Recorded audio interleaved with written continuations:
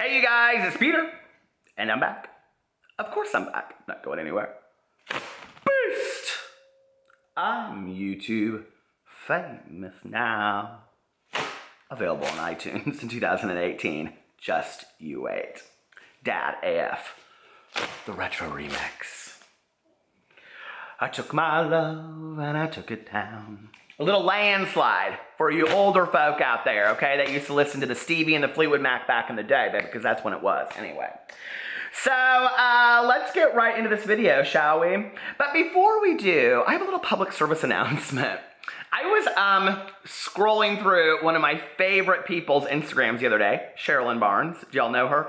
The YouTuber, musician, some would say, hilarious Sherilyn Barnes, who I actually found through the very yummy, artistic Zachary Crane, whose work is absolutely incredible.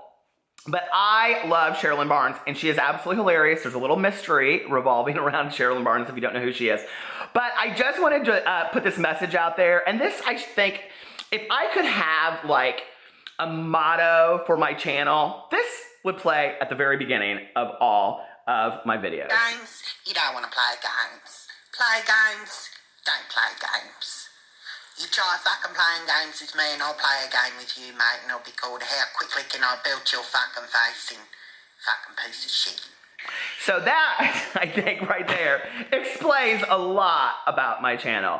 You want to play games? You don't want to play games. Poopy wants to play games? All right, baby. So anyway, let's get right into this video, shall we? I just loved that so much. Hold on a second, please. House of Drama Phone, this is Peter speaking. House of Drama Phone, this is Peter speaking. Oh. House of Drama Phone, this is Peter speaking. House of Drama Phone, this is Peter. What? The legendary House of La Beja. Okay, bye. Yes, House of Drama Phone, this is Peter speaking. Sisters. Hi, sisters. Christine Sydelko. Oh, I saw that already. That's what I'm making my video about right now. Yes, you're on the drama phone. I'm making my video right now. Okay. GD Smith says hi. So anyway, let's get right into this video, shall we? Where is my damn phone? My God, I got all kinds of drama phones, but I can't find. Oh, it's right here. Okay, so anyway, I actually got quite a few tweets about this. Now, let me tell you, we're going to be talking about Christine Sydelko today, and the video starts for you timestamp fools at 2:57. So anyway, we're going to be talking about Christine Sydelko today, and if you don't know who Christine Sydelko is, Christine, I think, is 24, 22, and she is a YouTuber that has amassed huge following in the last year, because she started doing these very, very funny videos, and they were kind of rant videos, and she would talk about, like, sorority girls, and she would talk about fraternity houses, and she would talk about, like, those underage, like, singers on YouTube, like Jacob Sartorius and, like, MagCon and all that kind of stuff, and I fell in love with her. I thought she was absolutely hilarious. Oh, I loved her so much, right?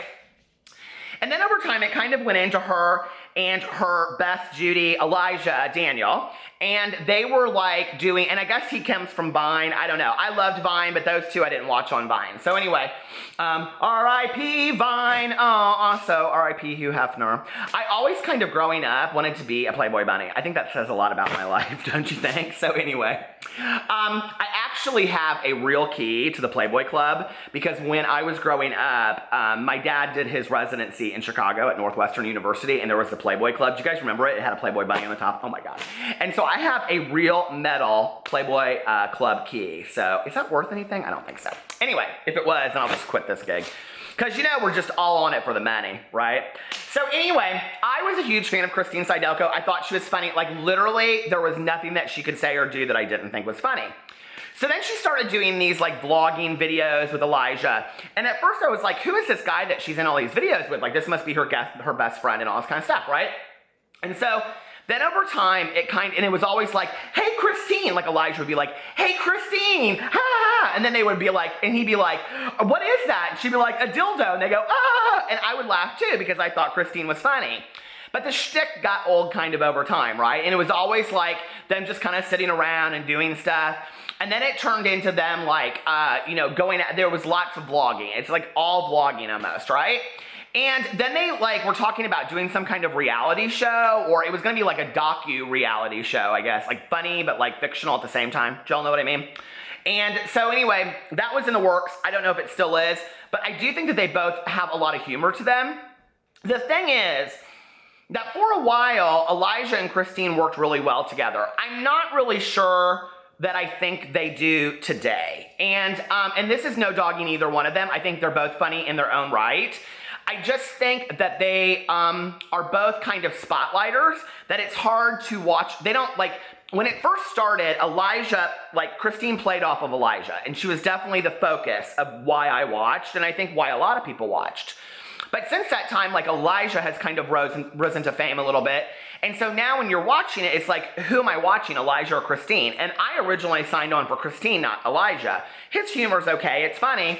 But then over time, what happened was, it was just like them always being high and like doing foolish stuff that a bunch of potheads would be. And very much kind of like this homage to Cheech and Chong, but like in 2017. And it just didn't play well with me. It just didn't seem very funny. It wasn't like the same quality of raw humor like Clerks, or Mallrats, or like Cheech and Chong, and that whole kind of like mentality of that. Does that make sense? So anyway, but I still watched them from time to time. I just was like, this isn't funny anymore. And quite frankly, between you and I felt like Elijah was kind of bringing Christine down a little bit. Like I felt like she's like the true humor, the true talent. But listen, you have to make your own professional decisions together with your partnerships, and I'm sure that they have lots of plans because they just did the App Pack. You know what the App Pack is? The App Pack is like a group of, 9 or 10 people, or all these young kids that are going to put all these projects together, okay? Here's my one piece of advice. James Charles, run from the hills, okay? Run for the hills. You have enough talent that you don't need to be part of this App Pack. I'm just saying, you need to be doing your own thing. That's my one piece of advice. And he ain't asking, but I'm just saying. So anyway, what's happened over time is that they've become more friends with bigger YouTubers, and they're just pushing and pushing and pushing and doing all this kind of stuff, and it's like bigger and bigger stuff. Like Elijah just wrote this the gay Bible, y'all know about that, and it's like been a huge deal and whatever, and they're really testing the limits on societal values is what they're doing. And okay, I love that. I love anybody that's edgy and kind of different.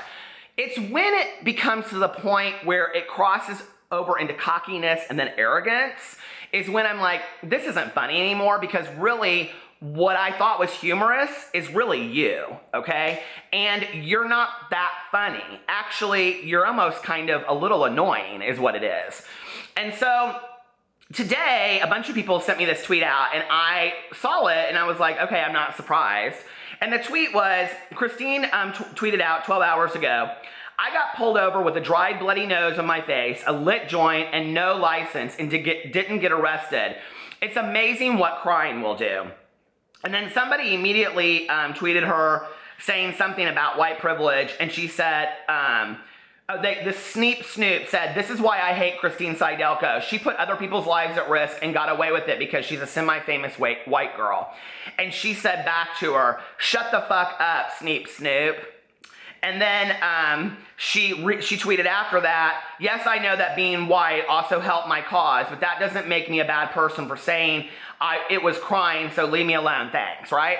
So at first we want to put out, like, you're a comedian, okay? So did you mean it to be funny, or did you mean it to be serious? Like, I don't think anybody at this point really knows how to take you guys. Like, you want to push the limits, but then when the limits are pushed back in your face, it's like, fuck you, fuck you, fuck you, fuck you. So this is what your gig is, right? Is that you're smoking pot, you're engaging in illegal behavior, you're posting it all over the place for people to do. You're basically saying fuck you to everybody, and if they don't like you, or if they don't care what you have to say, then you don't really have any time for them, because you don't really engage in that. You only want people that are going to support you. So let's just listen to this again. Play games? You don't want to play games. Play games? Don't play games. You try fucking playing games with me and I'll play a game with you, mate, and it'll be called How Quickly Can I Build Your Fucking Face In? Now, I wouldn't take it that far, okay? I don't care that much. And I still am holding on. I'm like, Elijah, or like, Christine, please, you guys, come on, do something. Like, listen to what people are saying to you, because right now what is happening is They are playing in to the 18-year-old, 16-year-old pothead who's the court jester in school. That's like, I so relate to this, right? Or the people that have all of these friends that are just like Elijah and Christine. And I think that's why I loved her so much at the beginning, was because she was so relatable.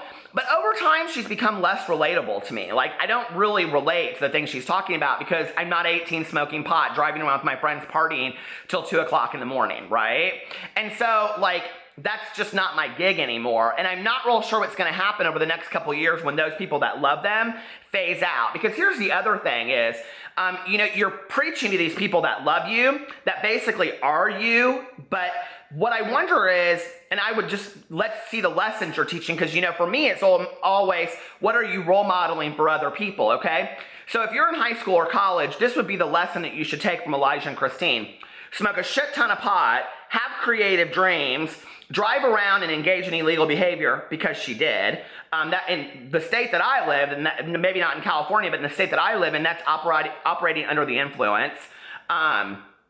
You know, like, be arrogant, push it in people's faces. 10 years, give me a call me up and say, hey, Peter, yeah, on that drama phone, how's it working for you? And I'll say, the legendary house of La Beja. But let me know in 10 years how that's working for you, okay? Smoking pot, pushing your shit in other people's faces, and being the court jester, okay? That person doesn't really do really great unless you start a YouTube channel. So you better start one right now, and then if you do, Christine and Elijah will either put you on their squad or you'll be their competition.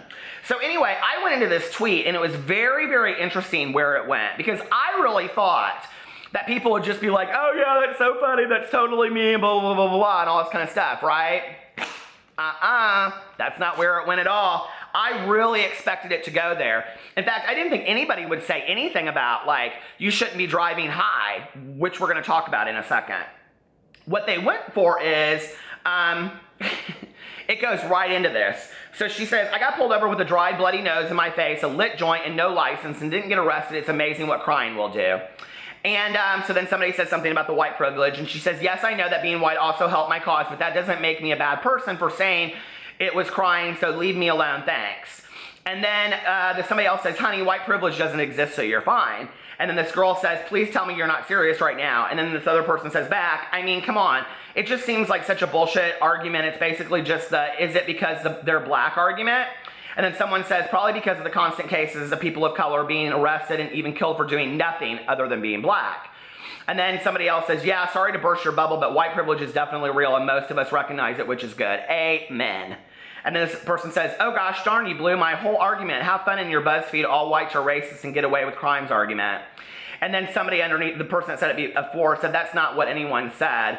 And you know, I think it's an interesting conversation, and I think it's funny that this is where it went with Elijah. God, I love that name. I meant Elijah. With Christine, you know, tweeting out this whole thing about getting pulled over and crying, because I think this is the thing, is that 20 years ago you could have made that comment and it would have been funny and people wouldn't have taken it to this white privilege place. But today it has a different connotation.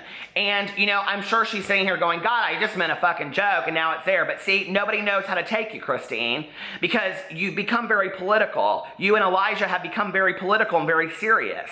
So when people take your tweet and they do something with it, you can't be upset about it because you did that, okay? You're no longer just the girl driving around the car talking about fraternities anymore, okay? You're the girl on Twitter and has the best friend that gets extremely political. Do you understand? So people have a right to get upset with that. And the majority of people in the United States would agree that white privilege does exist and that they've witnessed it.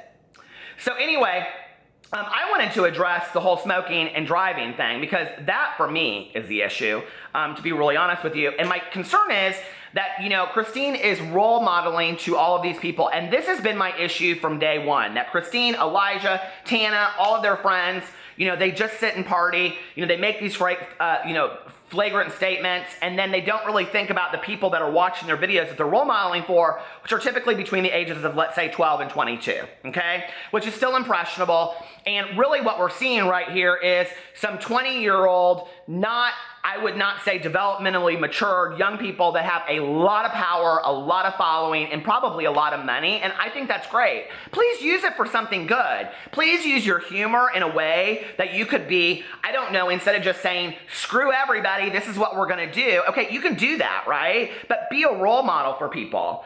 Now, I had gone to many conferences back in the day working in substance abuse, so I knew that driving under the influence was not safe. But I just want to read you something. So I found this, actually this research study that was done in 2000 by the Human Pharmacology, and it says in here, in the study, subjects either received a placebo, got stoned, got drunk, or got stoned and drunk. They then drove along a standardized test route with a licensed driving instructor who had the kinds of redundant vehicle controls often placed in driver's ed training cars. The idea that pot is safer and better for you than alcohol is virtually a stoner battle cry. The cars were specifically equipped with an electronic device that measured the vehicle's distance from the left lane line. In this way, the core measure of the study was how marijuana, alcohol, and the combination of the two influenced the car's relationship to that line, a measure known as standard deviation of lateral position. As the study explained, SDLP is a measure of road tracking error, in practical terms, a composite index of weaving, swerving, and overcorrecting. Here's what the study really found. Stoned drivers perform worse than straight drivers. The worst performers of all were those individuals who got high and drunk, confirming the long-held belief that marijuana amplifies the effects of other drugs, sometimes in unpredictable ways. The study also found that driving stoned is safer than driving drunk. The last finding is likely what potheads energetically took up news of the study. And so this is what we're saying, is that if we're high, well, it's better than driving drunk. But why is the argument always one or the other? Why is the argument not driving abstinent? And this is the message that you're giving to the young people out there who love you, who are supportive of you. Like myself, I'm not young, but I was supportive of you. I do love your humor when you're doing it. But why does the humor always have to be with this underlying message of, go get fucked up? Because there's going to be somebody out there that doesn't live to tell the funny story. And it won't be funny to them. And it won't be funny to their friends. And I just wish for once these people would take their power and their influence and use it for something positive. I don't know. Maybe I'm just gullible. Maybe I'm just naive about the world. Maybe I'm just idealistic. But I hope not. I love you guys, and I'll talk to you later. Bye.